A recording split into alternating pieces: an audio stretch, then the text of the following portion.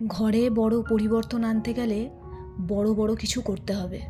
আমরা কিন্তু অনেক সময় এটা ভাবি অনেক টাকা, অনেক সময়, অনেক হয়তো প্ল্যান করতে হবে। কিন্তু সত্যিটা আসলে সেটা নয়।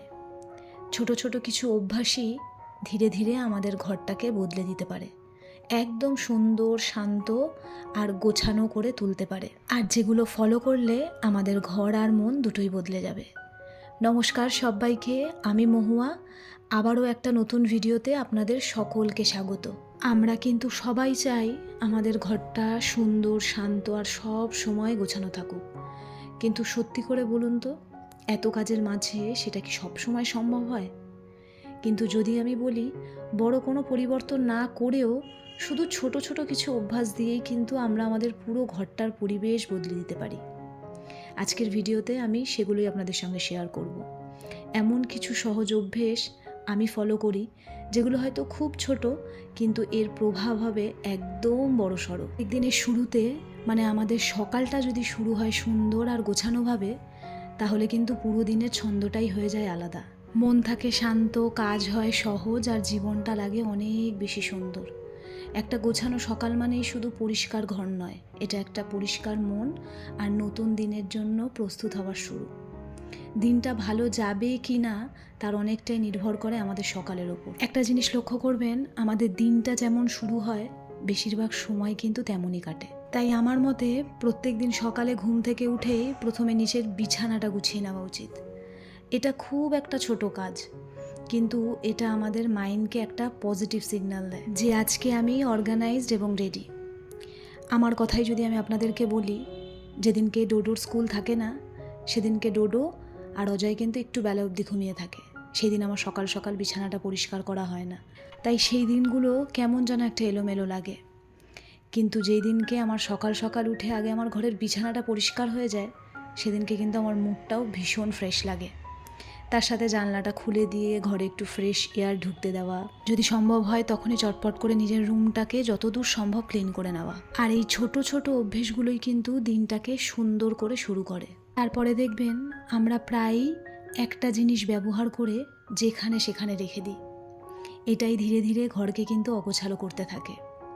একটা সিম্পল রুল আমাদের ফলো করতে হবে: use it then put it back. যে জিনিস যেখান থেকে নিয়েছি ব্যবহার শেষে সেখানেই রেখে দিতে হবে। আর এই অভ্যেসটা শুধু আমাকে না, আমার ঘরে যে কজন মেম্বার আছে, সে আমার বাচ্চা থেকে শুরু করে আমার হাজব্যান্ড, সবাইকেই কিন্তু এই রুলটা ফলো করতে হবে। আর এই অভ্যেসটা যদি সবার মধ্যে তৈরি হয়ে যায়, তাহলে কিন্তু আমাদের ঘর সব সময় অনেকটাই ক্লিন আর অর্গানাইজ থাকবে। আলাদা করে বেশি সময় লাগবে না। এরপর আপনাদের সঙ্গে শেয়ার করি 10 মিনিট ক্লিনিং রুটিন। প্রতিদিন ঘন্টার পর ঘন্টা ক্লিনিং করার দরকার নেই, শুধু দিনে 10 মিনিট টাইম সেট করতে হবে। আর এই মাত্র 10 মিনিটে আমরা কিন্তু আমাদের একটা ছোট এরিয়া ক্লিন করে ফেলতেই পারি। কখনো টেবিল, কখনো রান্নাঘরের একটা অংশ, কখনো আলমারি, বা কখনো যেটাই হোক। আর এই রুলটা ফলো করলে আপনারা দেখতেই পারবেন ধীরে ধীরে পুরো ঘরটাই কিন্তু পরিষ্কার হয়ে যাচ্ছে, আর আমাদের ওপর কোনো এক্সট্রা প্রেশারও পড়ছে না। এই রুলটা কিন্তু আমি ভীষণভাবে ফলো করি। আপনারা যারা আমার রোজ ভিডিও দেখেন তারা কিন্তু দেখবেন আমি প্রত্যেক দিন আমার ঘরের এক একটা জায়গা ক্লিন করি। প্রথমত এটা আমাদের কিন্তু কোনো শারীরিক প্রেশার তৈরি করে না, আমাদের মেন্টাল হেলথও ভালো রাখে এবং একসাথে অনেক বেশি চাপ পড়ে না। আর আমাদের ঘর বাড়ি পরিষ্কার রাখতেও কিন্তু এটা অনেকটা বেশি ইজি হয়ে যায়। এরপর আপনাদের সঙ্গে শেয়ার করব ফ্যামিলি ইনভলভমেন্টের কথা। হ্যাঁ, জানি এটা সবার পক্ষে সম্ভব নয়, তেমনি আমার ক্ষেত্রেও কিন্তু এটা বেশিরভাগ সময় প্রযোজ্য হয় না। তেমনি এরকম অনেক ফ্যামিলি আছে যেখানে হাজব্যান্ড কাজে বেরিয়ে যায়, বাচ্চা কাচ্চারা স্কুল চলে যায়, বা বাচ্চা কাচ্চারা যদি বড় হয় তাহলে তারা কলেজে বেরিয়ে যায়। তখন সেই বাড়ির সমস্ত কাজটা সেই গৃহিণীকেই করতে হয়। কিন্তু যাদের পসিবল, আমি তাদের উদ্দেশ্যে বলছি, সব কাজ একা করার চেষ্টা করলে আমরা একসময় ক্লান্ত হয়ে পড়ি। তাই আমিও যখন আমার ছেলে বাড়িতে থাকে, ওকে দিয়ে যে কাজগুলো করানো যায় আমি কিন্তু সেই কাজগুলো করাই। আমার হাজব্যান্ডকে দিয়েও যতটুকু কাজ করানো সম্ভব, যেগুলো করতে পারবে সেগুলো আমি ওকে করতে বলি, এবং ও আমাকে হেল্প করেও দেয়। কারণ পরিবারের সবাইকে যদি একটু একটু করে কাজে ইনভলভ করা যায়, এটা কিন্তু আমাদের সকলের জন্য ভালো। বাচ্চাদের ছোট ছোট কাজ করতে দিতে হবে, যেমন নিজেদের খেলনা গোছানো, নিজেদের বইপত্র ঠিক করে রাখা। আমিও আমার ছেলেকে প্রত্যেক দিনের বই নিজেকেই গুছিয়ে আবার নিজেরটা নিজের জায়গায় রেখে আসতে বলি। ওটা আমি কখনোই ওকে হেল্প করি না।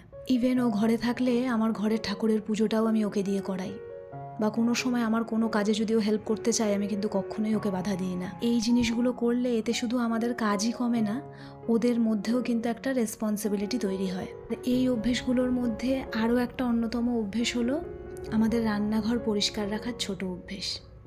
এর আগের ভিডিওতেও আমি আপনাদেরকে বলেছি, আমি রান্না করার শেষে সবসময় কিন্তু আমার রান্নাঘরটা আমি চটপট করে ক্লিন করে নিই। রান্নাঘর আমাদের ঘরের একটা খুব ইম্পর্টেন্ট জায়গা। এটা পরিষ্কার থাকলে পুরো ঘরটাই ভালো লাগে। একদম একটা সিম্পল হ্যাবিট। রান্না শেষ হওয়ার সাথে সাথেই কিচেন স্ল্যাব আর বাসনগুলো যেগুলো থাকে সেগুলো পরিষ্কার করে গুছিয়ে ফেলা। রাতের জন্য আমি কোনো কিছুই রেখে দিই না। এর আগের ভিডিওতেও আমি বলেছি, বা আমি বহু ভিডিওতে বলেছি, এতে সকালে উঠে একটা ফ্রেশ স্টার্ট পাওয়া যায় আর কি। তাই আমাদের ঘরে অনেক বড় বড় পরিবর্তন আনতে কিন্তু এই রান্নাঘর পরিষ্কার রাখার ব্যাপারটাও একটা গুরুত্বপূর্ণ ভূমিকা পালন করে। আমি ছোট থেকেই আমার ঠাকুমা, মা সকলকেই পরিষ্কার পরিচ্ছন্ন থাকতে দেখেছি, পরিষ্কার পরিচ্ছন্নভাবে কাজ করতে দেখেছি, এবং সেইখান থেকেই আমার এই শিক্ষা পাওয়া। তাই আমি নিজেও সবসময় পরিষ্কার পরিচ্ছন্ন থাকি এবং আমার ঘর বাড়ি সমস্ত কিছুটাকে আমি সবসময় পরিষ্কার পরিচ্ছন্ন করে রাখি। এটা আপনারা আমার হ্যাবিট বলতে পারেন। আমি কখনোই কোনো নোংরা জিনিস দেখতে পারি না বা কোনো অগোছালো জিনিস দেখতে পারি না। এটা হয়তো আপনারা আমার এতদিনের ভিডিওতে দেখে বুঝতেই পেরেছেন। আমি ভিডিও করার জন্য কিন্তু ঘরবাড়ি কখনোই গুছিয়ে রাখি না। আমার ঘরবাড়ি গোছানো থাকে বলেই সেটাই আমি ভিডিওর দ্বারা আপনাদেরকে দেখাই। শারীরিক আর মানসিক অসুস্থতার জন্য মাঝখানে একটুখানি টালমাটাল হয়ে গেছিলাম, তবে এখন আস্তে আস্তে আবার সম্পূর্ণটাই গুছিয়ে করছি।